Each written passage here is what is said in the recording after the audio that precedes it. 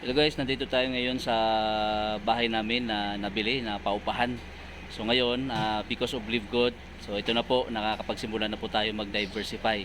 Yan po yung totoong diversification, yung kapag kumita ka na ng malaki, tsaka sa tingin mo enough na makapag-diversify ka, pwede ka na po bumili ng mga properties para gawin mo pong paupahan o mga apartment o mga investment man. Basta yung mahalaga po yung mga legit po na investment na pwede mo pong magawa.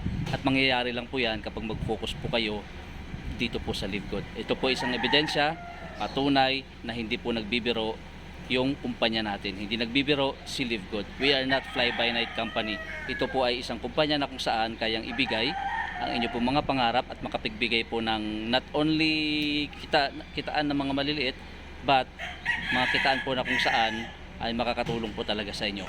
Okay, so itur ko lang po kayo ha, medyo madumi po sa loob kasi siyempre pinapagawa po natin, ipapagawa po natin to, pinapalinis po natin ngayon at papinturahan ng maayos kasi may inquiry na po tayo at meron na pong gustong umupa dito po sa bahay na atin pong nabili. Gagawin po nating paupahan. Yan po because of Live Good. Okay, so tara, pasok tayo.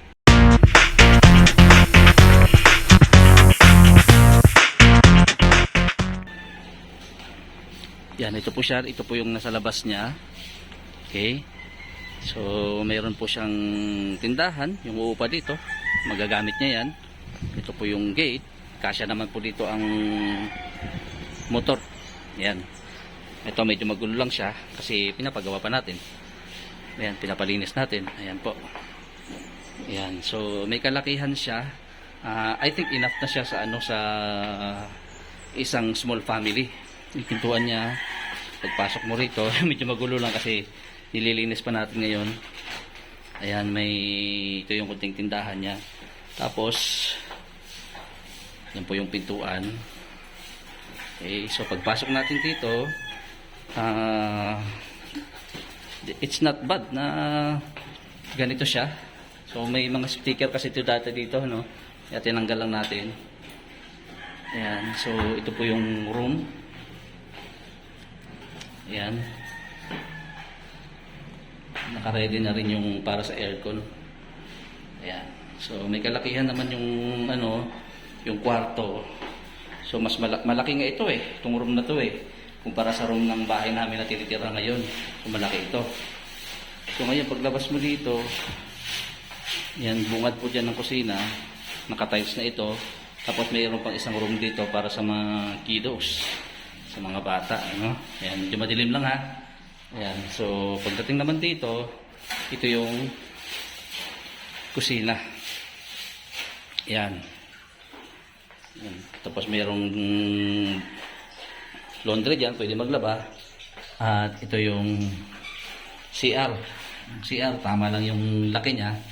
Ayan, so lilinisin pa to. Ayan. So, I think okay naman siya. So, hindi na rin mahirapan dito yung uupa rito kasi bago po natin to patirhan sa kung sino man ang mangupahan dito ay maayos, dapat malinis, saka napinturahan na siya. Ayan. So, ayan po. So, ilabas lang tayo. So, dito, pwede dito paradahan ng motor. Ayan. May motor po yung upa, pwede rito. Ito yung gate, may sariling naman siya. Safe naman. At ito yung labas. Ayan po. Ayan. Ayan po. So, kunting tour lang, sa naipundar natin dahil po sa Live Good.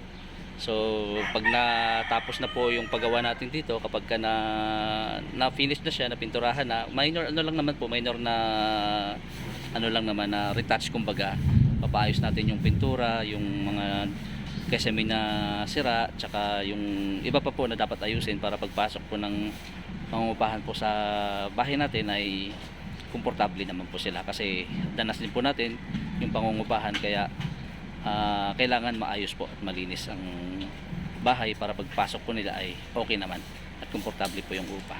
So yun lang. At I hope may konting inspiration po tayo na naibigay sa mga leaders, sa mga aspiring, no, na to become a diamond, at sa mga papasok pa lang sa Live Good. Yan po ang negosyo natin, hindi po ito nagbibiro. Take it seriously, trabahuin po natin ng maayos, maging seryoso po kayo, hard work, consistency, mag-focus lang kayo. Check kung ano po nangyari sa amin. Yung investment na to, yung bahay na to na paupahan, si Live Good ang nagbigay. Pangarap, kayang ibigay.